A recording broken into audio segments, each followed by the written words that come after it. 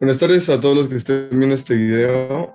En esta oportunidad me he reunido con mi profesor del colegio Renzo Herrera, mi compañero, mi amigo Yoshizawa Kubae y mi otro amigo Eric Maraza.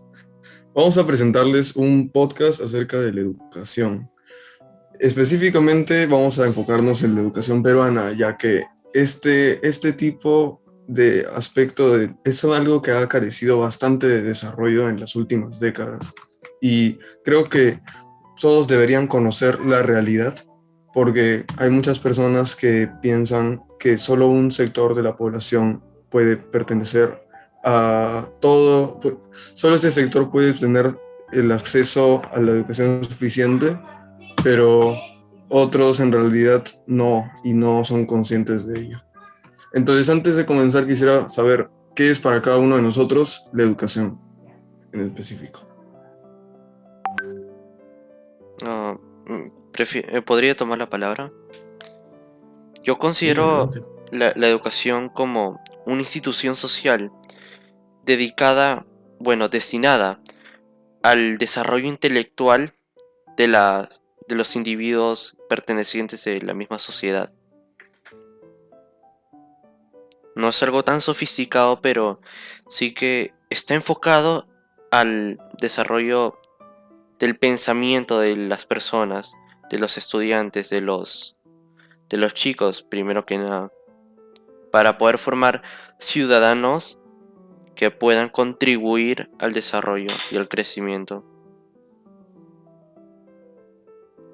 Yo creo que la educación básicamente es la formación metodológica para un alumno, tanto en que adquiera conocimientos nuevos o conocimientos que lo vaya a ayudar alrededor de su vida, y también, como dijo Yoshi, formarlo como una persona para aportar algo en lo que es la sociedad actual, y cómo ésta se va a ir superando a sí misma, tanto en nuevos conocimientos que va adquiriendo en todos los lados posteriores.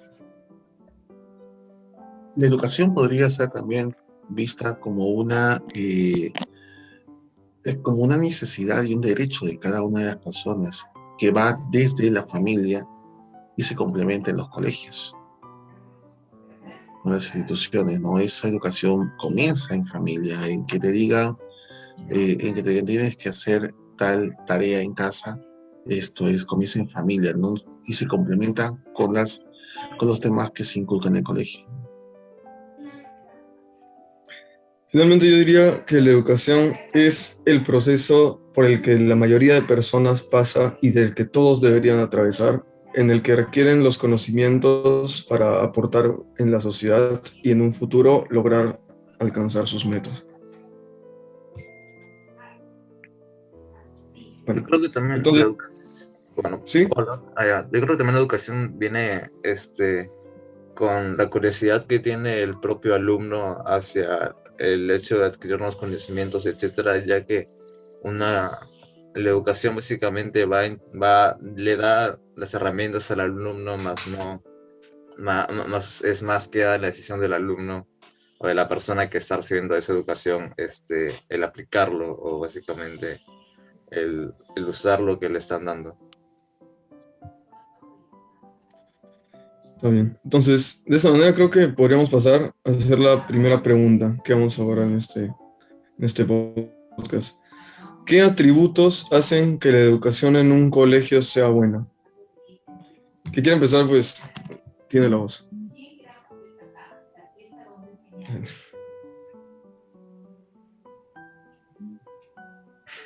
Ya, yo tomo la iniciativa. Bueno, para que una educación sea de calidad, yo considero personalmente que ambas partes, el profesor y el alumno, estén dispuestos a cooperar para lograr el, el desarrollo del estudiante, ¿no? Debe haber una disposición del profesor para enseñar al alumno, y debe haber también una disposición del alumno para recibir las enseñanzas del profesor. El alumno debe querer aprender y recibir el conocimiento que se le está ofreciendo.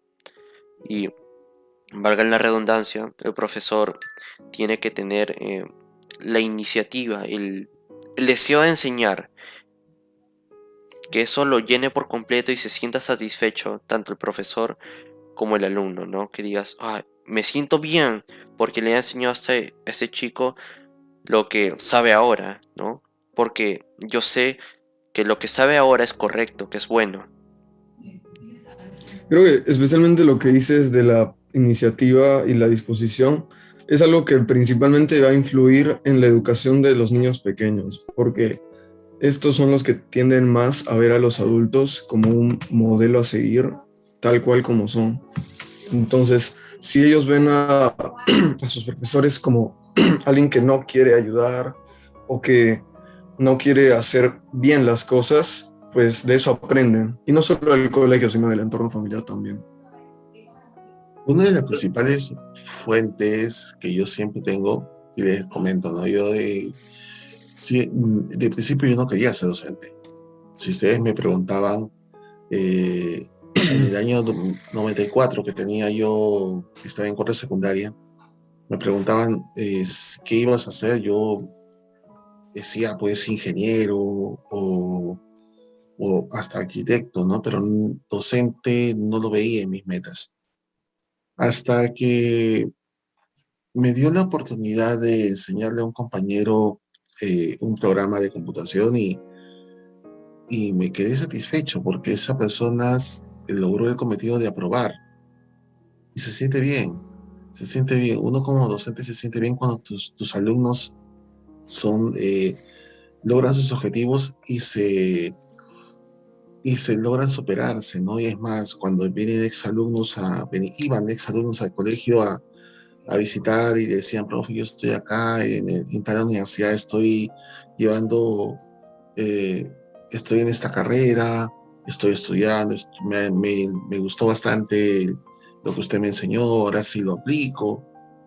Eso es una realización que realmente te llena, ¿no? Como docente te llena. Y eh, si te gusta la enseñanza, si te gusta la manera como impartes una, una clase, pues es tu vocación. Hay profesores que no tienen vocación de docentes, que lamentablemente es una vocación meramente lucrativa y que no tiene esa parte humana, ¿no? Que a veces en la universidad, como les digo a ustedes, y no es por desmerecer la educación en la universidad, pero había profesores de que simplemente entraban, dictaban su clase y se iban, y no les importaba mucho si el alumno escribió, no escribió, si hizo la tarea, si tiene problemas, son totalmente indiferentes. Menos conexión entre alumnos, profesores, creo, en muchas universidades.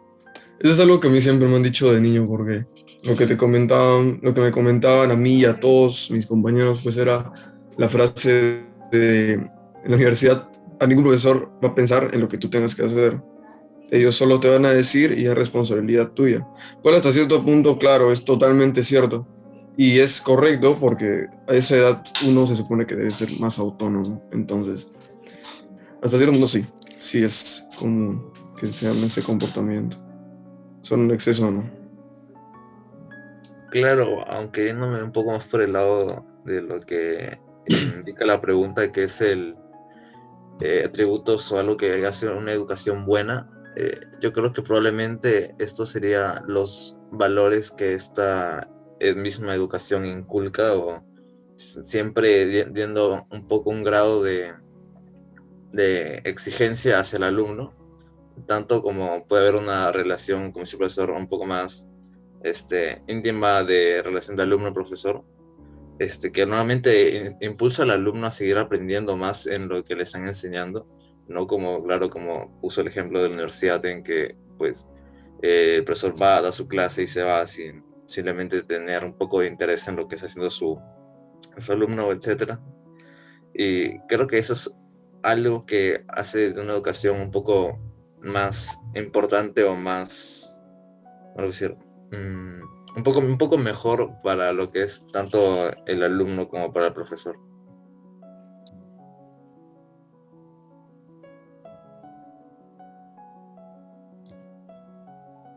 Mm.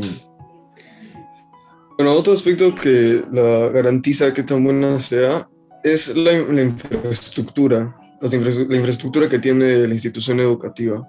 Y es especialmente lo que más diferencia, digamos, a la educación pública de la educación privada. Entonces creo que este factor también afecta, porque no solo es la infraestructura, sino son los recursos que tiene cada colegio para enseñar. Entonces hay tantos colegios en un país como el nuestro que carecen de conexión a internet o de salas de cómputo, de proyectores, que aunque sea algo, y realmente no es un artefacto tan caro, pero la mala gestión es lo que no permite que todos los salones tengan acceso a ellos. Entonces, salas de cómputo, encima en el siglo XXI, donde la tecnología es una facilitación increíble para toda la enseñanza y todo lo que se busca aprender, sí es algo bastante necesario. Sí te apoyo en eso porque lamentablemente antes no se podía, digamos, no podíamos ver ese déficit, esa diferencia abismal de infraestructura. Tú podías estar en un colegio público o en un colegio privado y dictar con un papelógrafo, con una pizarra, con una tiza, con un plumón, toda tu clase, ¿no? Por ahí puedes tener un proyector, puedes tener una computadora, pero no necesariamente la llegada como el profesor logra captar el alumno la atención y que pueda llegar a entender lo que el mensaje que quiere transmitir el profesor, eso es en presencial, era fenomenal, así esté en, en la pública o en la privada. Lamentablemente, esta situación de pandemia que estamos viviendo ha hecho que tengamos una, se vea una brecha realmente abismal porque Mm, ahora vemos pues alumnos que lamentablemente no tienen una laptop, no tienen una computadora, se conectan y si tienen una computadora son cinco, seis hermanos, tres, cuatro hermanos, una sola computadora, o tienen también, por ejemplo, las famosas celulares, los dispositivos móviles, que lamentablemente no cubren las expectativas de una educación a distancia. Aparte de que a veces viven en lugares donde la señal no llega. He sabido de alumnos que hasta lo han visto ustedes en redes sociales, de niños que están subidos en las copas de los árboles. ¿Por qué? Porque en esos lugares donde llega la señal de internet y pueden hacer sus trabajos. O de alumnos que lamentablemente no tienen luz eléctrica en casa y se van a la calle a hacer su tarea debajo del poste de luz de la calle para poder terminar de hacer sus trabajos del colegio. Entonces, ahí en esta situación de pandemia hemos visto, nosotros, yo como docente, he podido ver la gran diferencia eh, la gran diferencia de infraestructura realmente no del colegio, sino la infraestructura que es la que cuentan los padres de familia, las familias. Tú, como profesor, yo puedo tener una laptop, pero yo no me pongo a pensar, por ejemplo, si ustedes como alumnos tienen una laptop, con qué características, si tienen un celular, si tienen esto. Por ejemplo, después de mucho tiempo he podido, regresé a mis orígenes y quité el fondo, puse un papelógrafo y me puse a dibujar todo un diagrama de Gantt para los chicos de décimo. Y a los chicos de décimo, si un poco más lloran, porque les hizo acordar que estábamos en clase en el colegio, ¿no? Vamos a, bueno, quisiera añadir un par de cosas, ¿no? Previamente al contexto de pandemia, también se podía apreciar, ¿no? Un gran, una gran falla por parte de la educación estatal.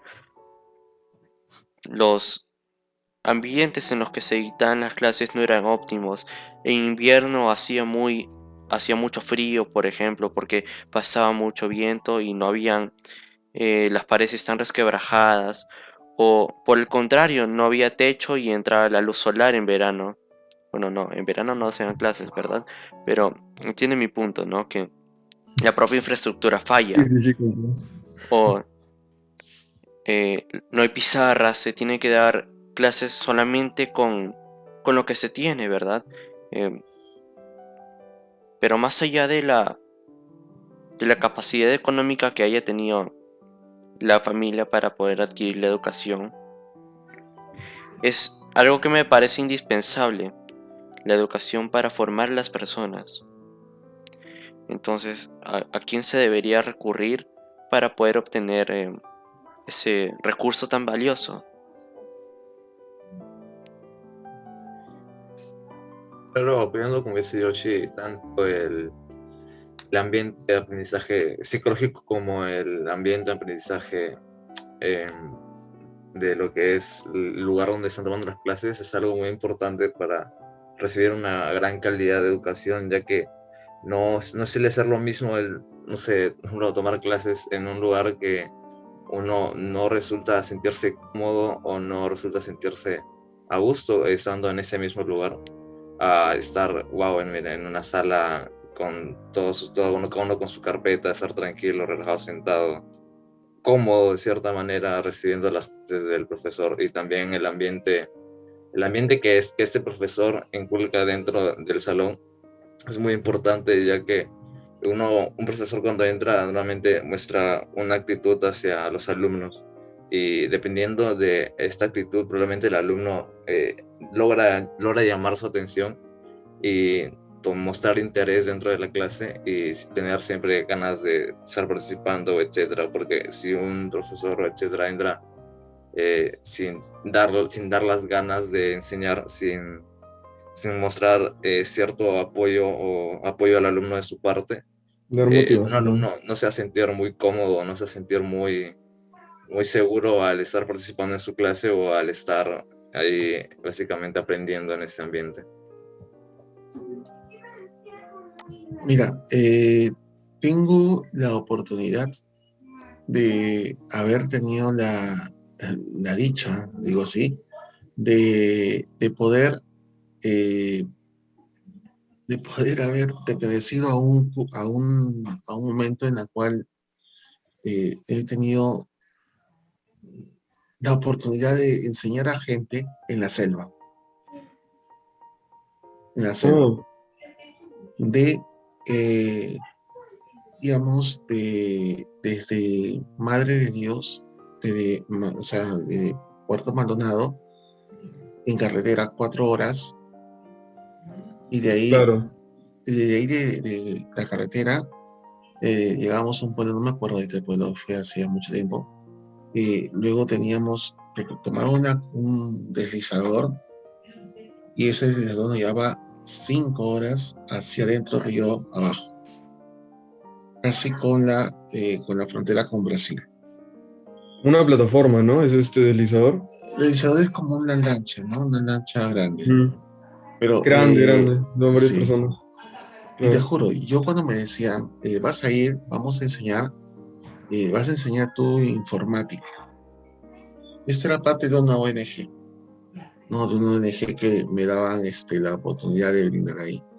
Y yo me acuerdo que cuando vas a enseñar informática, yo decía, pero hay, y ellos traían laptops para que los chicos pudieran estudiar. Y enseñábamos por vacaciones, enseñábamos desde diciembre hasta marzo, solamente esos días. ¿Y por qué? Porque y era impresionante, porque los alumnos eran alumnos que sabían que durante todo el año no habían podido tener esta interacción, y no era solamente ese pueblito, sino que se pasaban la voz y venían de otros pueblos y llegaban a ese colegio. Ese colegio solamente eran cuatro esteras, 4 esteras que tenía, ¿cómo se llama? Una conexión de panel solar para hacer la energía, conectábamos las laptops para que cargaran y le dábamos el uso, y se sentaban de a dos, pero qué importante, eh, qué satisfactorio ver que los chicos, al decir, por ejemplo, hacer ingresen a tal ventana y hagan un clic en YouTube y van a ver un video, wow, a ellos fue descubrir América. Cosa que para nosotros tal vez sea algo normal, pero para ellos era algo diferente. Te hablo cuando todavía eran computadoras portátiles, pues, rudimentarias, con el sistema de Windows 2000, creo, Windows 2000, 2001, pero era una situación que, a la pregunta que iba Yoshi, ¿no? ¿A quién podríamos recurrir para que no sea una diferencia? Una de las partes sería una ONG.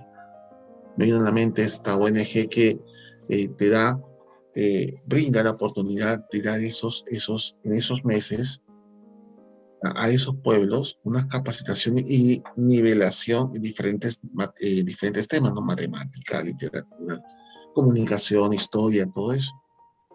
Lo único que tienes que hacer son dos cosas. Uno, como profesor, tenías la opción de decir, perfecto, quiero ir. Te ibas desde el 15 de diciembre, pasabas Navidad, Año Nuevo allá, todo marzo, todo enero, todo marzo, todo enero, todo febrero, perdón, y llegabas acá en marzo. Ellos te pagaban el pasaje, tú no te preocupabas de nada, solamente te preocupabas de tus cosas. Y era un campamento, o sea, ahí no es, eh, te choca porque tú estás acostumbrado acá a enseñar a personas, enseñar a personas que tienen sus propios hábitos. En cambio ya son personas que te ven y ven que ha llegado pues una persona importantísima. Y yo me sentía así, me sentía como una persona que realmente ellos esperaban de que yo les enseñara lo que realmente necesitaba y que ellos al final me sentí satisfecho de que ellos han podido, gracias a esta ONG, pudieron aprender algo de esos 2 meses y medio. Claro, es uno de los medios para mejorar la educación allá. Podría facilitarlo, ¿no? Porque como usted dijo hace un rato, creo que dijo que hay capacidad, o sea, que estos niños pueden, solo que las dificultades retienen bastante su progreso. Y eso es algo, una realidad bastante triste, no solo en el Perú, sino que en muchos países del mundo.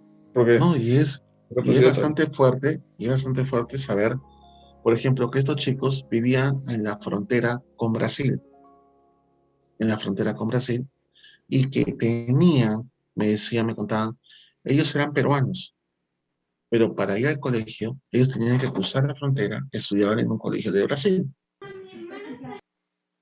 y todas sus actividades económicas las hacían con Brasil. En Brasil compraban sus cosas, en Brasil compraban sus víveres. ¿Por qué? Porque era más fácil encontrar comunicación de Brasil que comunicación peruana, ¿no? Porque estaban demasiado alejados. Tenían una enfermedad, cruzaban el río y en 10 minutos tenían una posta médica. En cambio, en el lado peruano, después de 3 horas tenían una posta médica. Imagínate la diferencia. A eso de la experiencia de enseñar a los grupos marginados, no sé cómo se les debería llamar, creo que sería la palabra correcta para describir ese grupo, ¿no? Se tendría que evaluar qué tan trascendental es esa información que se le da, ¿no? Más allá de lo bonita que sea la experiencia tanto para el docente como el alumnado, de qué les sirvió aprender a entrar a internet si no tienen los instrumentos necesarios para ello. Entonces están muy desconectados de lo que viene siendo la realidad, ¿no? Las noticias, lo que sucede en su entorno. Se debería brindar un apoyo para que la información adicional que se le ha podido brindar realmente sea aprovechada. Sería la definición correcta, ¿no? El aprovechamiento de esa experiencia.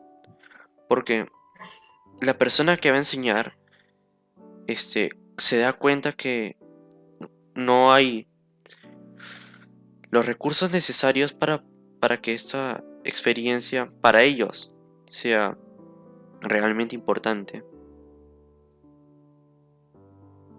Creo que detrás de todo esto de la del ambiente o cosas que el alumno puede tener para estudiar, como las laptops y todo, etcétera.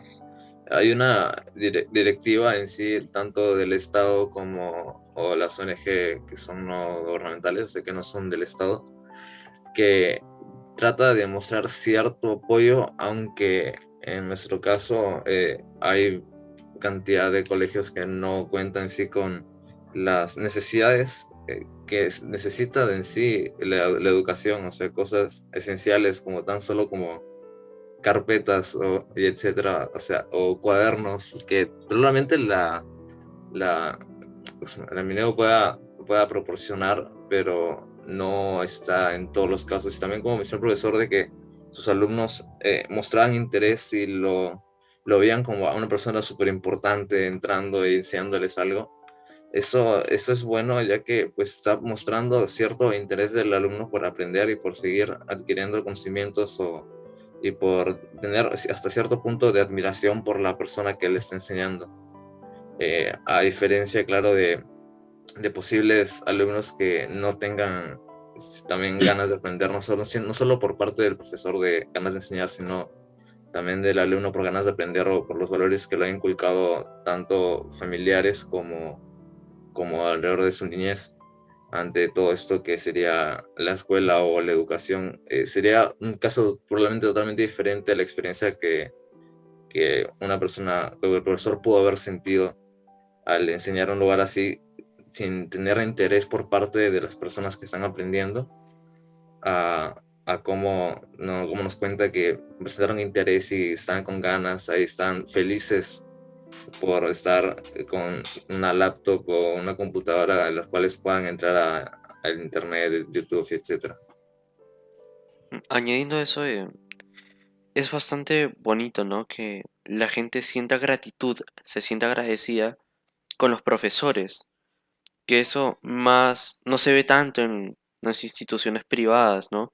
Porque Sí, sienten que tienen el poder sobre los profesores porque están pagando para tener una educación de calidad.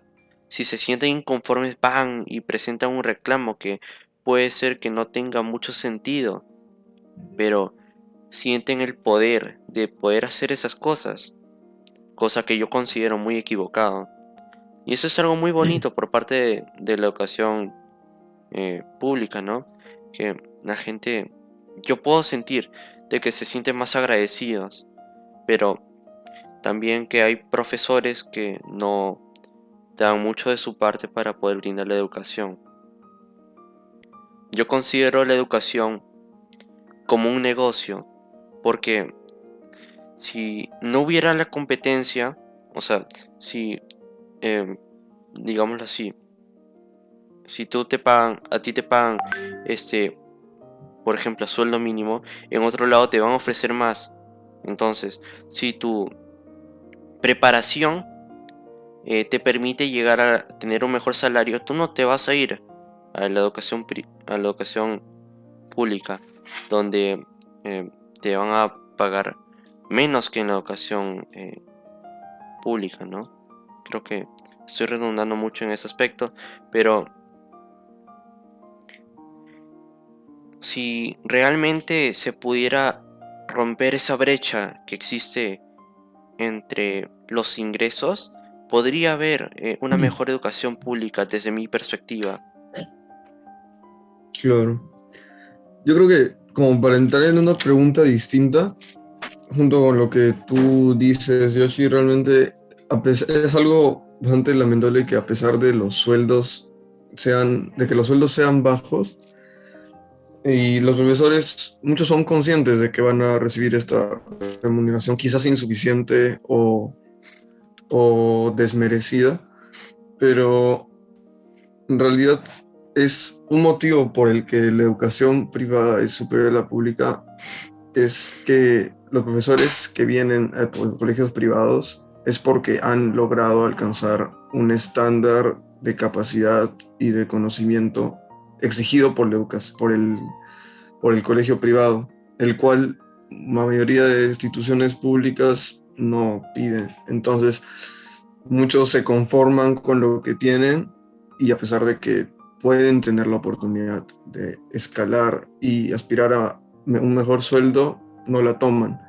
Entonces, esa falta de disposición al progreso es lo que quizás retenga la educación pública de alcanzar o al menos nivelarse con lo que es la privada y que se vea una brecha tan grande como la que se ha visto el año pasado y este. Entonces, bueno, para que se entienda más o menos la pregunta en base a la que estoy hablando es ¿qué ha hecho en Perú que en Perú la educación privada sea estadísticamente superior a la pública? Y bueno, le diría a usted, profesor Renzo, si podría decir, no necesariamente muy largo, sino brevemente, cosas precisas y lo más cierto que haya ocasionado estas cosas, ¿no?, en el país. Creo que la única palabra que podríamos decir es capacitación. Capacitación, y otra palabra que podríamos indicar sería marketing. Tú tienes que venderte. Tú como profesional te tienes que vender. Tú como profesional tienes que saber que a cuanto más estudies, más te valores. Y creo que los colegios particulares buscan eso. Buscan que el profesor que esté enseñando tal materia tenga buenos estudios, esté capacitado, esté haciendo que tenga la experiencia de haber enseñado en otros colegios y si es de educación superior, mucho mejor. Claro, está bien, me parece bien. Claro. Y ustedes, no sé, ¿qué creen que diferencia la educación pública de la privada? ¿Es el mayor problema o así? En parte es la infraestructura, ¿no? Es algo que ya se ha mencionado antes, Ah, que sí. la diferencia entre la infraestructura pública y privada eh, prácticamente es como comparar una casa de concreto con una hecha de adobe, ¿no? De, de esteras, de calaminas, de plástico. Es muy lamentable esa situación y no debería darse realmente, pero hay muchas circunstancias que dan lugar a eso. Con respecto a Sí, la pública también es que los profesores aspiran a trabajar para colegios privados, pero si la capacidad no les permite, eventualmente van a llegar a colegios públicos y van a sentirse inconformes con consigo mismos, ¿no? Van a cargar con un resentimiento de que no han podido alcanzar esa meta que ellos habían establecido previamente. Yo creo que sí, lo que también marca una diferencia grande entre lo que es la educación privada y la educación pública es la economía, o sea, la cantidad de dinero que un colegio público puede tener a diferencia de uno privado, porque el dinero, la verdad, el dinero mueve a las personas abre puertas, bastantes puertas. el dinero abre demasiadas puertas, la verdad, y al ser una institución privada, entonces el dinero viene por parte de los padres que quieren que sus hijos aprendan y que están básicamente pagando básicamente para poder darles una mejor educación a los hijos. En cambio, en la pública, pues es el Estado el que proporciona este dinero, es el Estado el que básicamente tiene una especie de presupuesto o cantidad de dinero que da, que yo sepa, creo que el presupuesto en el año 2018, si no me equivoco, bajó mucho, bajó creo que de 318 millones de soles, si no estoy leyendo mal, a como 100, no, 280 millones de soles. Se bajó una gran cantidad, la verdad, y es algo que la verdad choca mucho con la cantidad de dinero, ya que pues la mayoría de las instituciones educativas dependen principalmente del Estado. De hecho, todas dependen especialmente del Estado, sobre todo en las zonas rurales, etcétera. Y a diferencia, claro, de la privada, que imagínate que el Estado no proporciona dinero, el privado no tiene que vender porque eso, sino que, y por eso, o sea, la privada se va a poder mantener cierto grado de seriedad o dificultad o administración que no sea inculcado por el Estado. Claro, entonces creo que lo que más claro de todo esto y lo que estamos seguros todos es de que La gran diferencia entre la educación privada y la pública es que todos los ingresos para la escuela privada van directamente hacia una persona que va a dedicarlos todos a la mejora de su propio colegio, porque eso es lo que quiere. Va a mejorar porque es su propia institución que él ha construido, ya sea solo o con ayuda, pero la mayor parte de esto va a ir directamente. En cambio, como el resto es del Estado, no hay una mala administración y no se invierte lo suficiente en lo que se debería, que es algo tan necesario como es la educación. Entonces, creo que podríamos pasar a una última pregunta que quisiera hacer. Y bueno, ¿qué es lo que opinan al respecto? Que es si, ¿cuál es el papel del docente y del colegio en el ámbito de inculcar valores en sus alumnos? ¿Qué dirían al respecto? ¿Cuál es el papel del docente y del colegio? Primero que nada, los profesores son personas y la institución del colegio también está conformada por personas. Una persona tiene o sea, debería vivir de forma virtuosa, desde mi perspectiva, con la intención de hacer el bien. Y entonces ahí cabe la cuestión, ¿verdad? De yo hago esto porque es bueno o lo hago porque realmente es correcto, no porque yo lo considero como tal. Si el profesor actúa para hacer el bien y quiere inculcar valores que realmente generen un beneficio para la persona, ya sea, digámoslo así, la honestidad, el respeto, la puntualidad, que mejoren la calidad de la persona, me parece que es incluso necesario. Sin embargo, puede haber em, unos choques con lo que crea la familia. Entonces se Sí. podrían dar conflictos entre los profesores y el colegio, ¿no? Que en realidad lo que nosotros enseñamos es bueno y otros padres dicen, no, están enseñando mal. O distintos profesores pueden enseñar la misma cosa, pero de forma distinta, ¿no? Y hay un choque entre lo que enseñó el profesor A con respecto a la honestidad, por ejemplo, y el profesor B con respecto a lo mismo. Entonces se pueden dar algunos conflictos. Deberían establecerse de qué forma y qué cosas se va a enseñar para poder involucrar los valores en la enseñanza. Está bien. También podríamos decir que la forma como tú dices, Yoshi, el profesor es una persona como un y corriente, no es un ídolo. Como le decía a los alumnos, a veces le decía yo, en mí no vean a un modelo, porque yo puedo cometer errores, ¿no? Y siempre no se termina de aprender. El valor importante que podemos dar los profesores es el valor de la perseverancia, el valor de ser indagador, de seguir estudiando, el valor de ser pensador, que no se queden con la duda, sino que pregunten, sigan preguntando. Ese es uno de los valores que yo inculco bastante. Otro valor es de la responsabilidad, el valor de la responsabilidad de lo que es el respeto entre cada uno de nosotros. Y el colegio, yo tengo una postura, acá hay 4 tipos de puntos de vista de valores.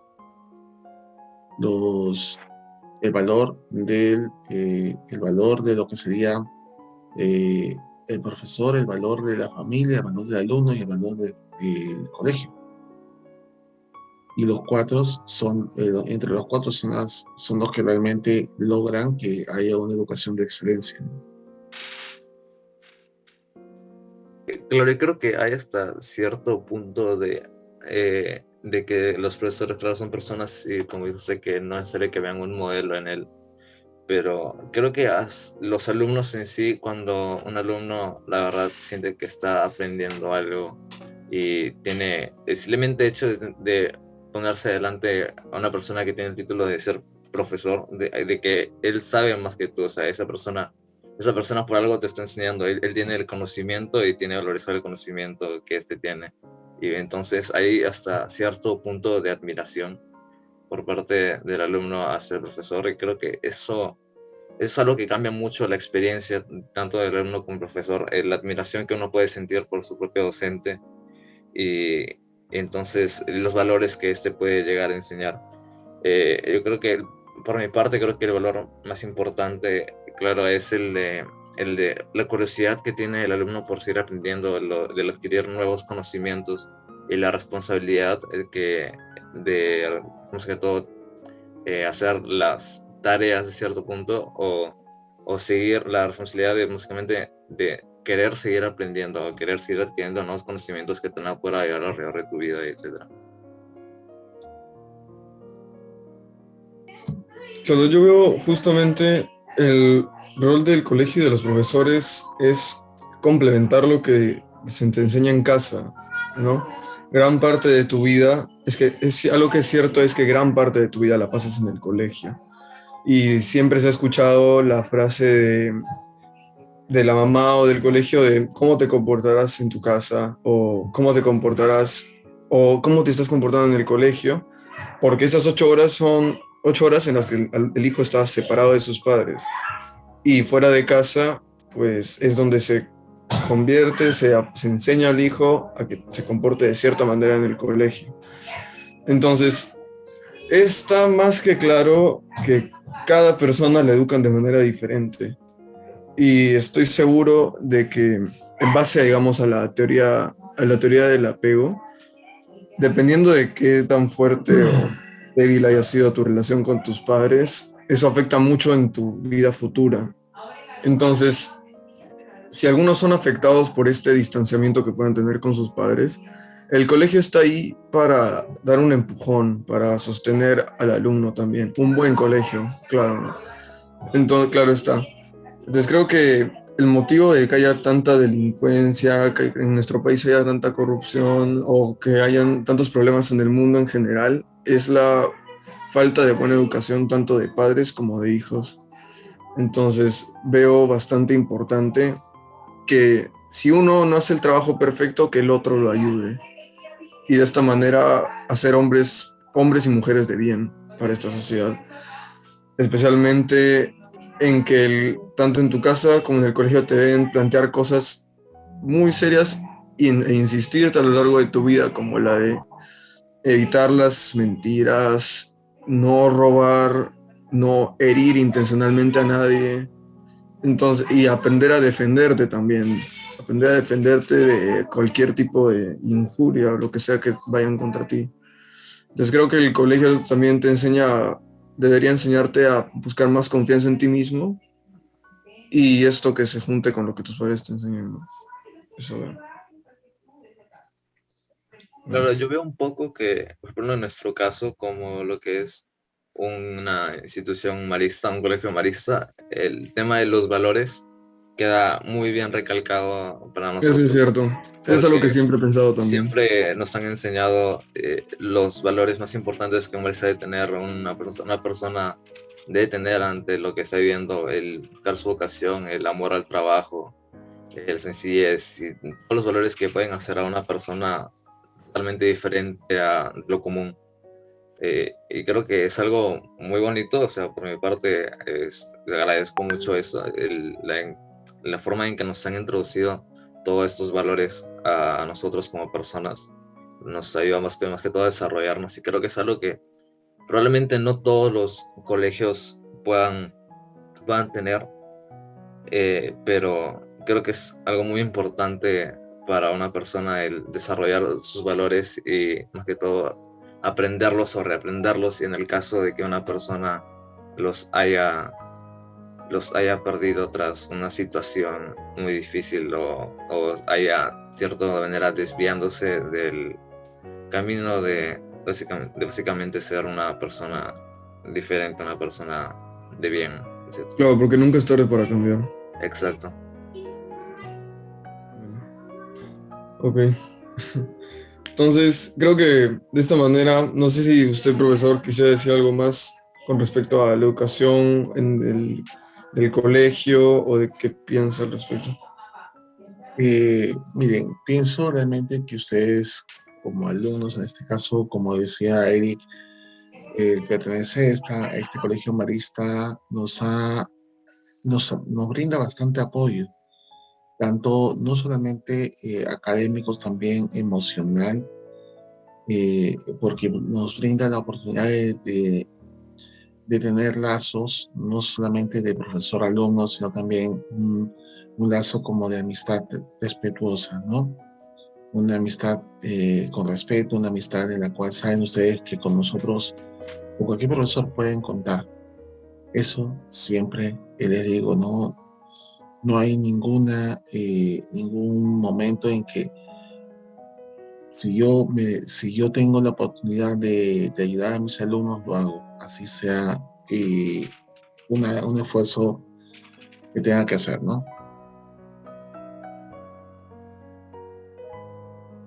Bueno, creo que con eso estaríamos. Muchas gracias a todos. Y ya, bueno, Josh y Eric, si pudieran terminar este podcast. Ah, por Para supuesto. cierre. Primero que nada, gracias al profesor Renzo por darnos parte de su tiempo y contarnos algunas de sus experiencias siendo profesor. Me parece importante tener a un profesor presente en el podcast, ya que tiene experiencia de primera mano sobre el tema de educación y es de la educación de lo que vive. También, ya, muchas gracias y en la siguiente ocasión estaremos hablando sobre la educación secundaria.